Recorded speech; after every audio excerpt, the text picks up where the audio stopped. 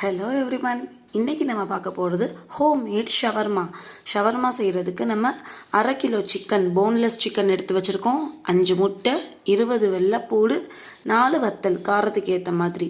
முதல்ல ஒரு இட்லி சட்டியில் சிக்கன், வத்தல், வெள்ளைப்பூடு போட்டு நம்ம கொஞ்சமாக உப்பு தூவி அதை வச்சிடுறோம். அதுக்கப்புறம் மேலே ஒரு இட்லி தட்டில் 5 முட்டையை உடச்சி ஊற்றி உப்பு போட்டு இதை ஒரு 1/2 மணி நேரம் நம்ம வச்சு எடுக்கணும். ஆனால் முட்டைக்கு 10 நிமிஷமே போதுமானது. 10 நிமிஷம் வெந்தோடனே முட்டை, வத்தல், வெள்ளைப்பூடை இப்படி நசுக்கி பார்த்தா வெள்ளைப்பூடு நசுங்கணும். ஸோ இதை நம்ம பேஸ்ட் அரைக்க போகிறோம். ஜாரில் போட்டதுக்கப்புறம் 1 ஸ்பூன் வினிகர் ஆட் பண்ண போகிறோம். வினிகர் ஆட் பண்ணிவிட்டு தேவையான அளவு உப்பு ஆட் பண்ண போகிறோம். உப்பு ஆட் பண்ணதுக்கப்புறம் நம்ம 2 டேபிள் ஸ்பூன் தயிர் ஆட் பண்ண போகிறோம்.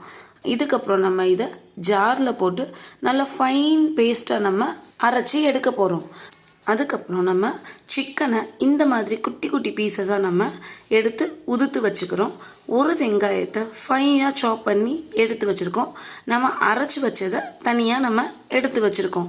இப்போது இந்த வெங்காயத்தை நம்ம போட்டு வச்சுருக்க சிக்கனில் நம்ம மிக்ஸ் பண்ண போகிறோம். அதுக்கப்புறம் நம்ம அரைச்சி வச்சுருக்க அந்த பேஸ்ட்டையும் நம்ம இதில் ஆட் பண்ண போகிறோம்.